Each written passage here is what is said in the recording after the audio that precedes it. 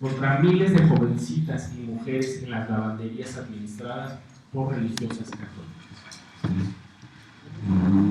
Ahora vamos a dar la palabra precisamente a nuestro posicionamiento frente a esta solicitud formal de parte de la Convención del Comité de los Derechos de los Niños al Estado Vaticano. Bueno, pues justamente ante esta situación, de nuestra parte consideramos lo siguiente. Llegó la hora de que las máximas autoridades del Estado Vaticano rindan cuentas a legítimas autoridades sustentadas en el derecho internacional, en derecho de la infancia y los tratados firmados por los Estados miembros, de su compromiso institucional respecto a miles de casos de abuso sexual cometidos contra miles de niñas y niños en todo el mundo.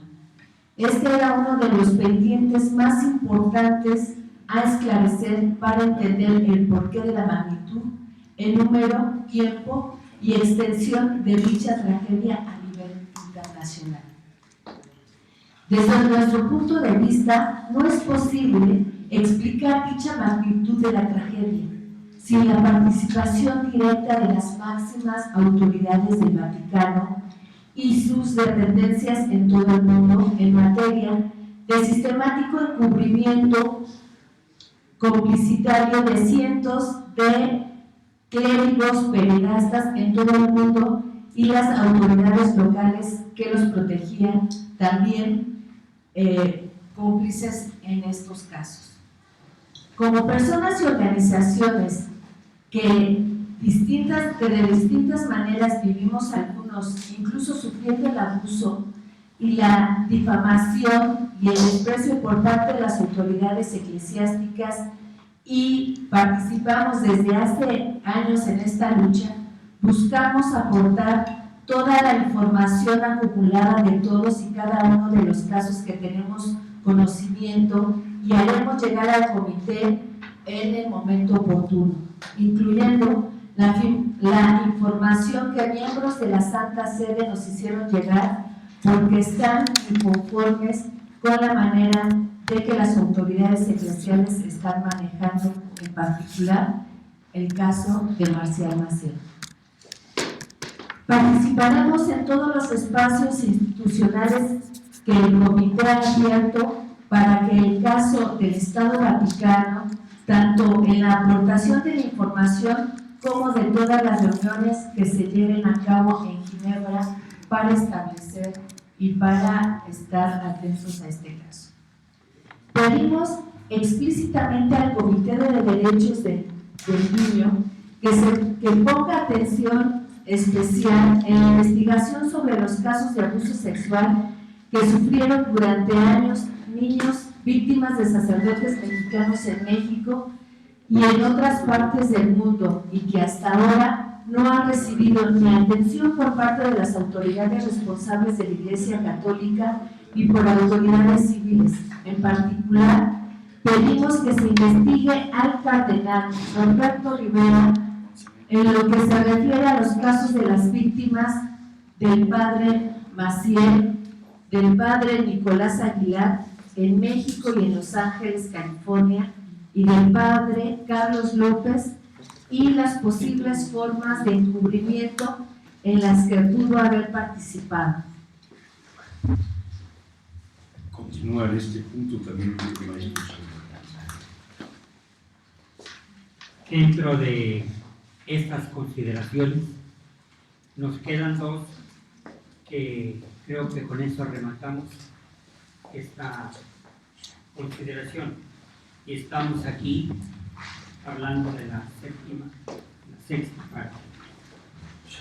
Invitamos a todas las personas que sufrieron en sus familias a saber o saben de ellos y no los han denunciado o lo hicieron y no recibieron ningún tipo de atención, a que se comuniquen cuanto antes con el SNAP México para la integración de la información y su envío al comité.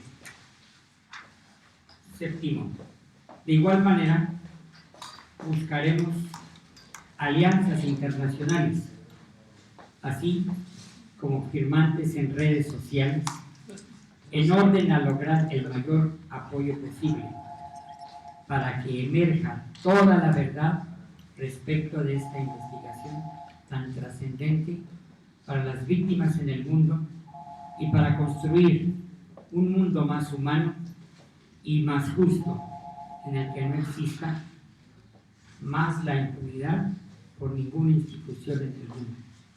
Y por último, basados en la gravedad del requerimiento que hace el Comité de los Derechos del Niño al Estado Vaticano, como Estado firmante y obligado, que tiene como fin esclarecer la responsabilidad del mismo Estado, sus autoridades y representantes y miembros tienen respecto de los miles de casos de abuso sexual en todo el mundo, lo que puede constituir un delito de lesa humanidad por su magnitud en número, en tiempo y en espacio.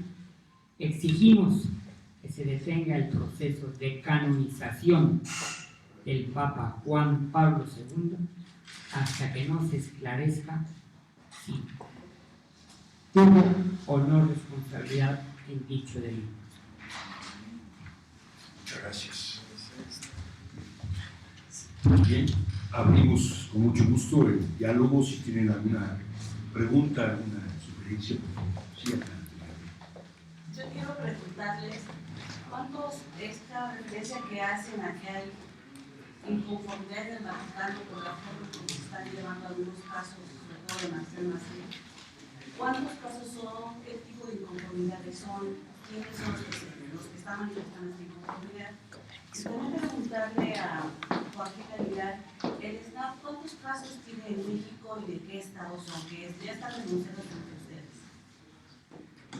Con respecto a la primera pregunta, si ustedes recuerdan, cuando se llevó a cabo el proceso de beatificación del Papa Juan Pablo II, en un momento dado que en los medios se manejaba el tema de si el Papa Juan Pablo tenía o no conocimiento del caso del padre Maciel, y si tenía conocimiento, obviamente había una responsabilidad directa en lo que sucedió.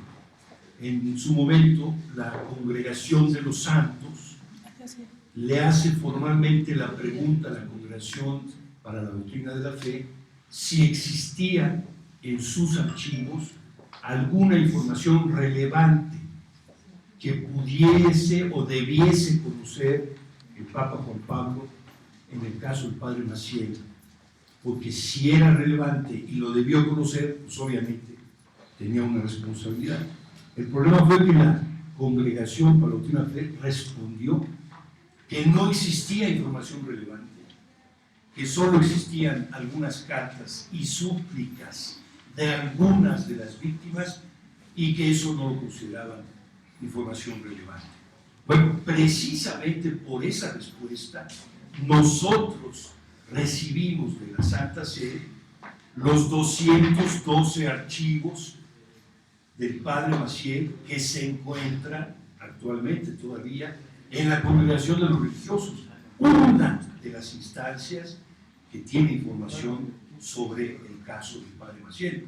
Obviamente la Congregación para la Doctrina de la Fe también tiene sus archivos, el archivo del Papa tiene sus archivos porque hay documentos que a él le fueron enviados directamente, la Congregación del Clero tiene sus archivos. Entonces, precisamente lo que nosotros mostramos en ese caso en particular es que la Santa Sede estaba falseando la información, estaba ocultando información y estaba tratando de exculpar la responsabilidad del Papa Juan Pablo II. Como ese caso, pueden haber muchos casos. Afortunadamente llegó la oportunidad histórica en que Naciones Unidas le pida la información, como ya lo está haciendo, que abra sus archivos, todos los que tienen que ver con todos los casos, como es la primera petición. Pero no solo va a suceder eso, lo que va a suceder es que también nosotros como organizaciones, personas en todo el mundo, vamos a hacer llegar toda la información que tenemos en materia de abusos cometidos en diferentes partes del mundo. Y en ese sentido queremos ir y hemos traído aquí una muestra de publicaciones, de libros, y obviamente tenemos muchos archivos electrónicos, muchas cartas. Todo eso, todo lo vamos a hacer llegar al comité, y además de hacerlo llegar, vamos a participar en los espacios institucionales que el comité abre por estatuto para la participación de las organizaciones especializadas en los temas correspondientes. En este caso, sí queremos decirles que hay muchas organizaciones en todo el mundo, especialmente en los países más afectados, ¿verdad? Estados Unidos, Irlanda, Holanda, Alemania, Francia, Australia. Lamentablemente en México y en América Latina no existe una organización tan fuerte y tan contundente. SNAP ha ido trabajando, obviamente, pero no llegamos al nivel que tienen los otros países. Sin embargo, vamos a buscar encontrarnos con ellos para poder trabajar juntos y consolidar una información suficientemente relevante, importante, dura, para contraponerla con la información que aporte el Estado Vaticano. Y en ese sentido habrá obviamente un proceso de seguimiento muy puntual para ver qué tipo de información aporta, hasta dónde está dispuesta a abrir sus archivos y buscar una solución de fondo. Este es el tema, esta es la oportunidad histórica que nos toca vivir, por lo cual, como comentábamos en el comunicado, estamos de beneplácito, estamos contentos por este paso que hacía falta, porque es el tercer nivel del fenómeno del abuso, el encubrimiento institucional por parte de las máximas autoridades a cientos de pederastas en todo el mundo. Le cedo la palabra a Jorge. Con respecto al número de casos que nos han llegado en el conteo del mes de mayo que realizamos, son más de 500 casos en todos los estados. Desafortunadamente, en el 97% de todos esos casos ya prescribieron. Nos han llegado denuncias de gente que la edad que tienen es hasta 94 años. Entonces, apenas están atreviendo a hablar, digo, dada el contexto social en el cual se da esa situación. Los pocos que han prescrito se están tratando, pero el 97% de los casos ya no se puede hacer nada jurídicamente, por lo menos se les está buscando y se les encuentra la terapia psicológica pertinente. ¿Cuántos casos tienen denunciados en la privación de? Ahorita en México, solamente 5. ¿Y están focalizados en alguna región? No, están dispersos. Aunque sí, están dispersos. ¿Nos podría decir en qué entidades ¿Nos podría decir en qué entidades? ¿En qué entidades? Aquí en el Distrito Federal hay 2. En la parte sureste, Chiapas, hay 1. En la parte norte, en el Bajío, San Luis Potosí, hay otro. Y en Sonora hay otro. ¿Y de estos cuántos se relacionan con la CIA? No, son casos aparte. Pero nada más, precisamente por eso comentamos en uno de los párrafos que queremos poner especial atención a México. Sabemos que hay muchos casos, porque los hemos oído en los medios, muchos casos que ni se resuelven en términos jurídicos civiles, no proceden, no logran éxito en sus procesos judiciales, y por supuesto no hay ninguna atención de ninguna naturaleza por parte de la institución eclesiástica, ¿no? Estos dos fenómenos se conjugan y pareciera que México es una especie de paraíso en términos de pureza, lo cual es absolutamente falso. Lo que pasa es que no logramos consolidar procesos, ni judiciales, ni mucho menos de trabajo eclesiástico. Una puntualización en este punto. En el 2002, cuando Alberto Atié, todavía sacerdote, rompió lo que diríamos la omertá, el pacto mafioso estructural con su iglesia de guardar silencio en estos casos, y empezó con la frase: sabemos que estos casos se presentan en México, que son estructurales, porque venía la ola de denuncias en Estados Unidos. Esto fue en abril del 2002. Es la primera vez que un sacerdote planteaba el caso de la pederastia y de la sexualidad en el clero y los religiosos de una manera estructural. Ahí inmediatamente respondió el obispo Abelardo Alvarado, secretario del episcopado, diciendo: sí, esto ha sucedido, pero la política hasta ahora ha sido, lo dijo 10 días después de Alberto, ha sido guardar discreción para proteger a las víctimas, después para proteger a los fieles del escándalo, eventualmente para proteger a la institución eclesiástica y finalmente para proteger al mismo abusador. Esto lo presentó abiertamente con López Dóriga, al obispo Abelardo Alvarado. Y ahí el arzobispo Guadalupe Martín Rábago, secretario presidente del episcopado, dijo: no tenemos número de casos registrados. En el 2010, cuando vino Benedicto XVI en marzo a México, el presidente del episcopado mexicano, Carlos Aguiar, en ese momento dijo: no le presentamos víctimas porque no las conocemos. 2012, marzo. Un mes antes, en la Universidad Gregoriana, por primera vez se reunieron 30 superiores religiosos, congregaciones religiosas, y alrededor de 120 gentes de las sedes episcopales del mundo, y se habló ahí por primera vez que no iba a haber una tolerancia cero, y que ya no se hablaba solo de pecado, sino de delito, y que el Vaticano sería implacable. Un mes después, Benedicto XVI viene a México, y era la primera prueba internacional de que las palabras emitidas en la Universidad Gregoriana de los jesuitas iba a tener efectos. El efecto fue: no conocemos a ninguna víctima, y cuando presentamos este libro, ese mismo día, La voluntad de no saber, el vocero del Papa, el jesuita Federico Lombardi, que ahora es también el vocero de Francisco, su colega jesuita, dijo: dicen que Benedicto XVI es cómplice de casos. No es cierto, no he leído el libro, pero no es cierto. Una de las cosas que sucede no solo en México, sino en América Latina, es que cuando se levantan las denuncias contra sacerdotes, en complicidad con la misma autoridad, buscan y reclasifican los delitos.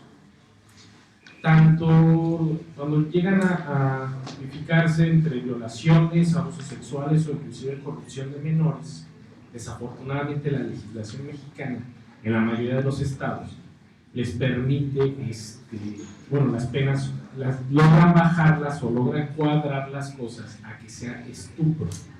Al ser estupro, lo que sucede es que los mismos abusadores terminan saliendo bajo fianza. Eso lo hemos visto en toda Latinoamérica, no solo sucede en México. El estupro, la diferencia es que el menor aceptó tener relaciones sexuales con el abusador. Por consecuencia, la pena es mucho menor. Eso desafortunadamente ha estado sucediendo. Sucedió en 4 casos en México de sacerdotes que inclusive fueron restituidos en cuanto salieron de la cárcel. Entonces es un problema en toda Latinoamérica, exactamente tener la misma idiosincrasia. Si alguien tiene interés en entender el fenómeno a nivel mundial y hacer un énfasis particular en América Latina como cultura católica institucional, donde denunciar esto es prácticamente una atrocidad, un sinsentido, Pepe Rodríguez hizo esta investigación en todo el mundo sobre la pederastia en la Iglesia Católica, que a mí me tocó prologar en el 2002. Y déjenme precisamente leerles cómo en el 2002, yo escribía ya esto. Es muy posible que para dirimir esta cuestión, la pederastia a nivel mundial, además de las acciones específicas que tengan que tomar las autoridades judiciales de los distintos países, se tenga que acudir al Tribunal Internacional que el mismo Papa Juan Pablo II sostiene como necesario para juzgar a autoridades civiles que han violado derechos humanos. Debería establecerse una norma internacional respecto a que ninguna autoridad e institución, incluyendo las religiosas, pueda legislar y actuar internamente en contra de los derechos humanos de las personas y al margen de las leyes y autoridades legítimas. Ha llegado esta hora, ha llegado este momento de no más impunidad hacia la Iglesia Católica. Se acabó el fuero que la protegía de tantas injusticias, y llegó el momento de la transparencia hacia la verdad. Este es el momento histórico que nos toca vivir y por eso estamos congratulándonos de ello. Justamente en relación a lo que está diciendo de que se acabó el fuero, realmente ya casi es tiempo que la Iglesia vaya a comenzar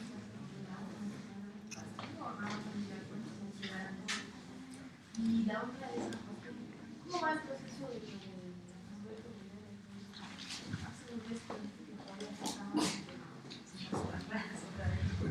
Sobre lo primero, siempre lo primero importantísimo en todo proceso es conocer la verdad, los hechos. Solo el conocer la verdad con datos contundentes permite precisamente fincar las responsabilidades. Esto es lo que no se había podido hacer hasta ahora.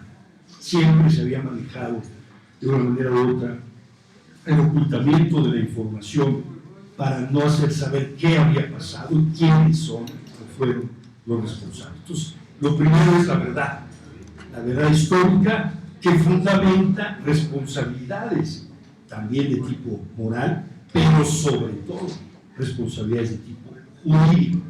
Es decir, el comité va a establecer qué sucedió y cuáles fueron las diferentes responsabilidades de las máximas autoridades de la Iglesia Católica, incluyendo a los papas. Por eso pedimos que se detenga el proceso de canonización del Papa Juan Pablo II, porque está sujeto a investigación en este momento su pontificado, ¿no? Lo siguiente será, una vez establecida los hechos y las responsabilidades, obviamente que procede jurídicamente hablando. Y es un proceso que ya SNAP a nivel internacional y otras organizaciones están trabajando sus hipótesis respecto de a qué instancia internacional, en su caso, llevar a los posibles responsables para que sean sometidos ya no al conocimiento de la verdad y a la estipulación de las responsabilidades, sino a fincar ya actos jurídicos contra los responsables. Pero este es un segundo momento que tendrá que venir. Lo primero ahorita es conocer plenamente la verdad, que es el primer acto de justicia para con las víctimas. Le doy la palabra. Sí, bueno, yo quisiera reiterar un poco que justamente la importancia de este caso es cómo desde la Convención de los Derechos de la Infancia, que es, digamos, un instrumento internacional por la defensa de los derechos humanos, y cómo ahí el Vaticano, como Estado, digamos, que hace una firma a esta Convención de los Derechos de las Niñas y los Niños, y es en 1989 el Vaticano firma esta convención y en 1990 la ratifica. Justamente por este evento donde el Estado Vaticano se obliga a cumplir con esta Convención de los Derechos de las Niñas. Nos parece que eso también es un punto muy importante porque hace que el Vaticano se vea obligado a cumplir esto. Y una de lo que estipula en esta convención es de que se tiene que cuidar a las niñas y a los niños sobre abuso sexual. Y ahí me parece que hay un punto muy importante donde el Estado Vaticano tiene una gran responsabilidad, por eso ahora está sujeto a una investigación y una observación por parte de las Naciones Unidas, específicamente de esta convención. Entonces creemos que en este sentido, cuando estamos demandando la verdad y la justicia, tiene que ver con que se cumpla la Convención de los Derechos de los Niños y las Niñas.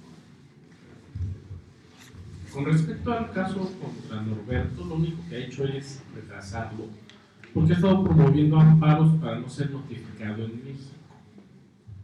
Entonces digo, sí, todo se va a dar a su tiempo debido. Lo único que él ha hecho es alargarlo. Eso no lo exime de la responsabilidad y tampoco significa que el caso se haga cerrado. Gracias. Oigan, pues muchísimas gracias. Una pregunta más, perdón. Ustedes pidieron la audiencia con el Papa cuando estuvo aquí en Benedicto XVI. No sé si ahora con el cambio de Papa tienen intención de solicitar una audiencia precisamente para presentar de primera mano los casos mexicanos o toda esta documentación que tienen. Y sí me gustaría una referencia, por ejemplo, de don Saúl o de todos también, de qué esperan del Papa Francisco.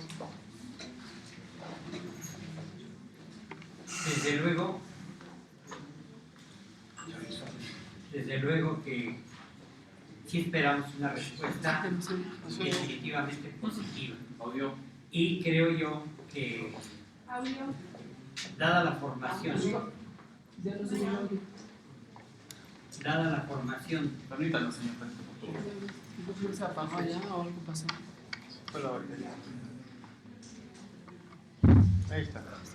y dada la formación de este sacerdote, Papa actualmente, de tipo jesuita con mayor profundidad, humanidades, filosofía, teología, pastoral, creo que tiene una visión más clara de los derechos de la humanidad.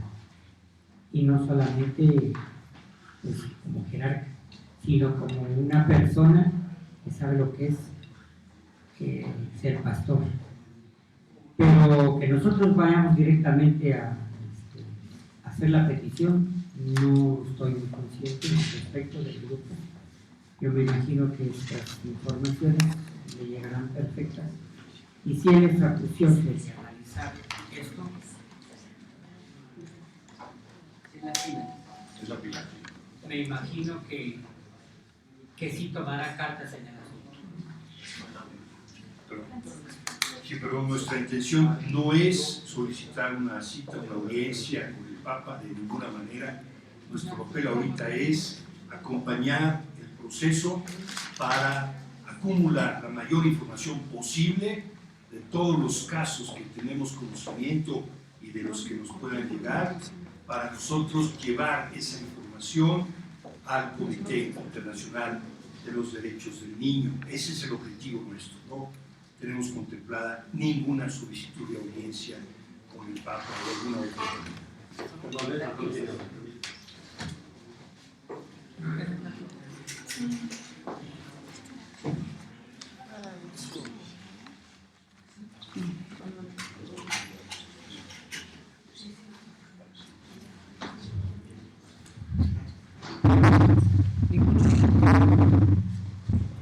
Papa, el jesuita Francisco tiene un serio problema que se ha acumulado en el caso del Vaticano y que tiene que ver mínimo con tres cosas. Mínimo.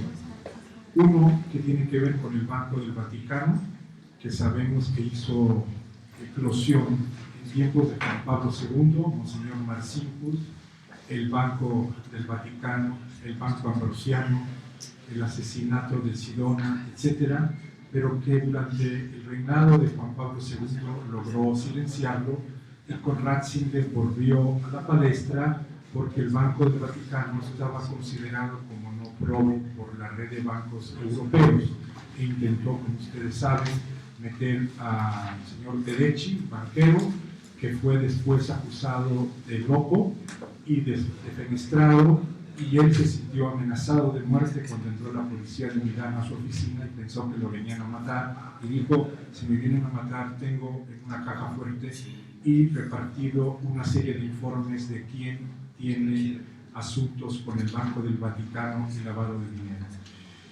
Ese problema lo tiene Francisco, y parece que acaba de nombrar dos comisiones diferentes con respecto al Banco del Vaticano. La otra tiene que ver con el caso de pederastia y con la vida sexual del clero, etc. Pero ahí el asunto complicado es que tiene que tocar a los anteriores papas. Hay toda una estructura de complicidad sobre la vida sexual del clero, y tendría que tocar a Juan XXIII, donde en 1962 se dio el documento sobre el crimen solicitaciones, donde se procura que se guarde secreto cuando se presentan estos casos. Él lo acaba de lanzar a la palestra como canonizable para compensar lo de Juan Pablo II, pero Juan XXIII es el que firma ese documento que viene desde muy atrás, pero que él reafirma guardar secretos sobre los crímenes sexuales. Pero de eso no se habla, porque siempre se habla del Papa Bueno. Entonces hay que articular a Juan Pablo II, a Benedicto XVI, a Juan XXIII en todo este asunto. Y además lo hizo por su carácter discrecional. Dijo: yo lo voy a canonizar sin que cuente un segundo milagro. Dentro de las creencias de la Iglesia tiene que pasar ciertos milagros para pasar de canonizable de beatificable a canonizable, y él, usando su poder discrecional, decidió que podría pasar, y así compensar un poco lo de Juan Pablo II, me imagino. Este es el tercer elemento: una institución que es la última monarquía absoluta. ¿Cómo transformar esta monarquía absoluta en otra cosa mucho más democrática y colegial? Lo logrará. No se pierdan los próximos episodios. Una pregunta: ¿estas normas que dio a conocer el Benedicto XVI respecto a todos los abusos sexuales son insuficientes? ¿Les hace falta que el Papa Francisco les arregle más? ¿Y qué sería lo que les hace falta? Bueno, lo que pasa es que tuvo que ser una respuesta inmediata a la notificación de que se le va a investigar al Estado, ¿verdad? Recuerden que la última modificación del Código Penal del Estado Vaticano es de 1889.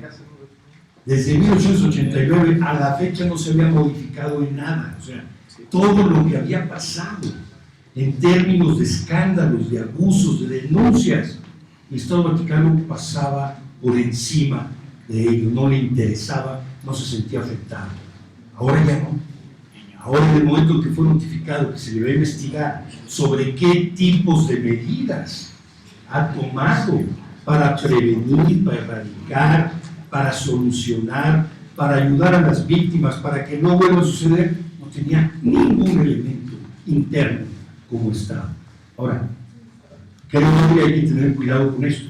La reforma del Estado Vaticano es solo una parte inicial de una gran reforma institucional que tendrá que vivir el concepto de Iglesia Católica, que está sujeta en términos internacionales al Estado Vaticano.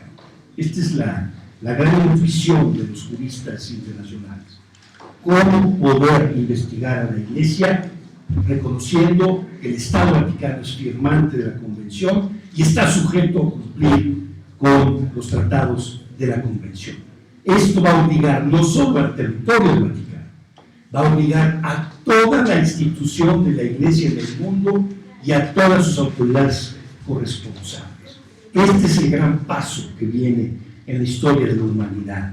Se acabó la impunidad, estamos en un proceso nuevo, inédito, en el que tenemos que trabajar a fondo y que la Iglesia tendrá que confrontar sus estrategias de primacía de la imagen y de la primacía de la institución y de la primacía de los clérigos por encima de los derechos de las víctimas. Este tiene que ser el gran cambio, la ruptura y la destrucción total de estas primacías injustas, inhumanas y contra los derechos humanos, para poner en el centro a las víctimas, a sus derechos y a su reivindicación en la historia.